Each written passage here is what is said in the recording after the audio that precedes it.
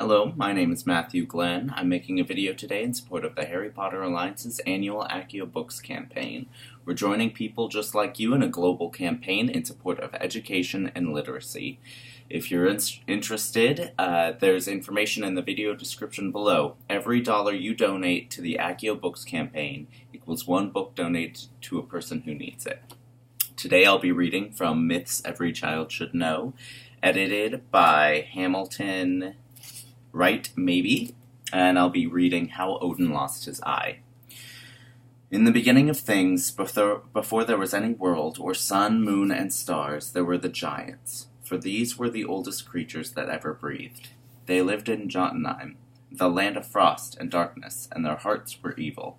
Next came the gods, the good Aesir, who made earth and sky and sea, and who dwelt in Asgard above the heavens. Then were created the queer little dwarves, who lived underground in the caverns of the mountains, working all their mines of metal and precious stones.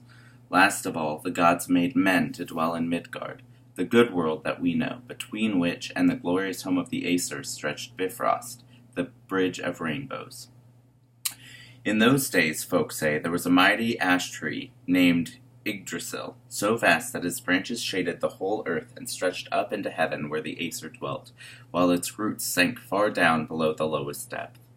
In the branches of the big ash tree lived a queer family of creatures.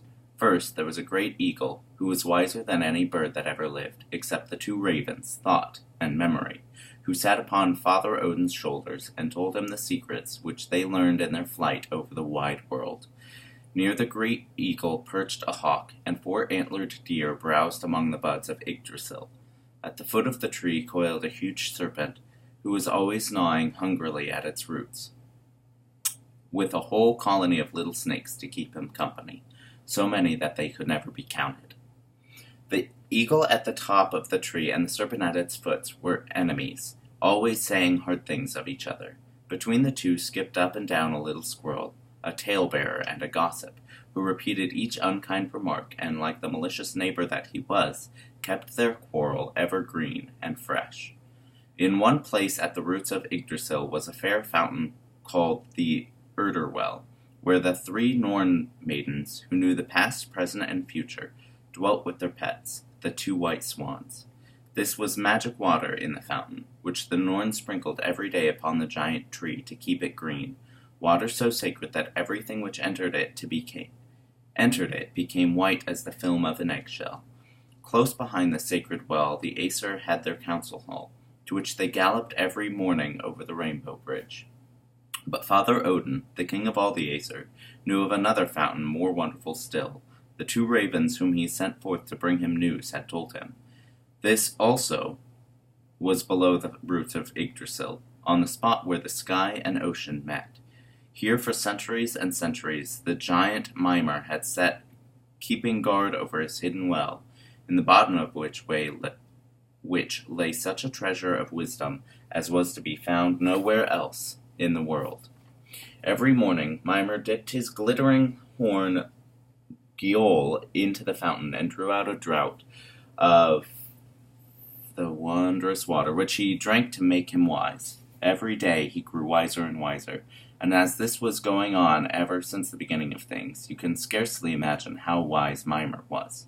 Now it did not seem right to Father Odin that a giant should have all his wisdom to himself, for the giants were the enemies of the Aesir, and the wisdom which they had been hoarding for ages, before the gods were made, was generally used for evil purposes.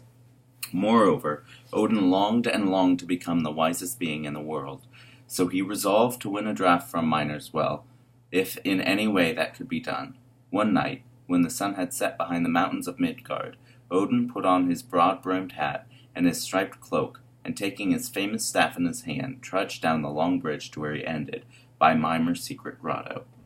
"Good day, Mimer," said Odin, entering. "I have come for a drink from your well."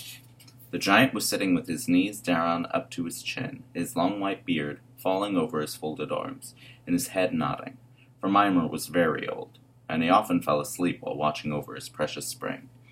He woke with a frown at Odin's words. "You want a drink from my well, do you?" he growled. "No, I let no one drink from my well."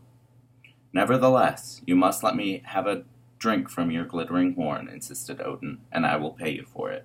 "Oh, you will pay me for it, will you?" echoed Mimer, eyeing his visitor keenly.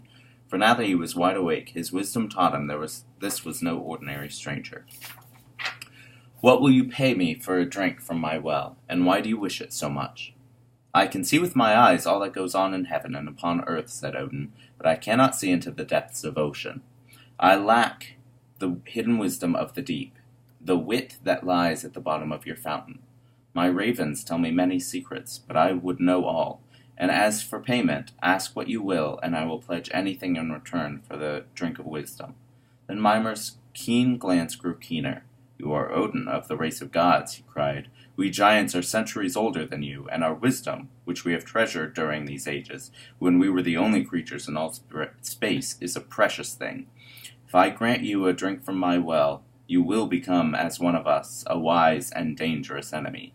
It is a goodly price, Odin, which I shall demand for a boon so great." Now Odin was growing impatient for the sparkling water.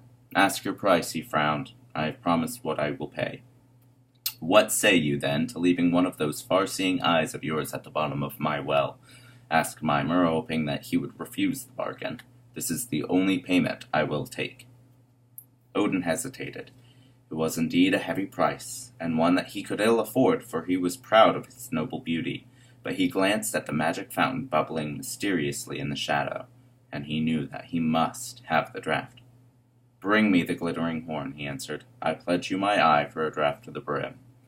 Very unwillingly, Mimer filled the horn from the fountain of wisdom and handed it to Odin. "Drink, then," he said. "Drink and grow wise. This hour is the beginning of trouble between your race and mine." And wise Mimer foretold the truth. Odin thought merely of the wisdom which was to be his. He seized the horn eagerly and emptied it without delay. From that moment he became wiser than anyone else in the world, except Mimer himself. Now he had the price to pay, which was not so pleasant. When he went away from the grotto, he left at the bottom of the dark pool one of its fiery eyes, which twinkled and winked up through the magic depths like the reflection of a star. This is how Odin lost his eye, and why from that day he was careful to pull his gray hat low over his face when he wanted to pass unnoticed. For by this oddity folk could easily recognize the wise lord of Asgard. In the bright morning, when the sun rose over the mountains of Midgard, old Mimer drank from his bubbling well a draught of the wise water that flowed over Odin's pledge. Doing so, from his underground grotto he saw all that befell in heaven and on earth, so that he was also wiser by the bargain. Mimer seemed to have secured rather the best of it, for he lost nothing that he could not spare, while Odin lost what no man can well part with, one of the good windows wherethrough his heart looks out upon the earth. But there was a sequel to these doings which made the balance swing down in Odin's favor. Not long after this, the Aesir quarreled with the Vanir, wild enemies of theirs, and there was a terrible battle. But in the end, the two sides made peace, and to prove that they never meant to quarrel again, they exchanged hostages. The Vanir gave to the Aesir old Njord the Rich, the lord of the sea and the ocean wind, and his two children, Frey and Freya. This was indeed a gracious gift, for Freya was the most beautiful maid in the world, and her twin brother was almost as fair. To the Vanir, in return, Father Odin gave his own brother Hornir.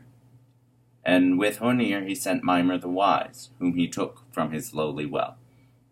Now the Vanir made Hornir their chief, thinking that he must be very wise, because he was the brother of great Odin, who had lately become famous for his wisdom.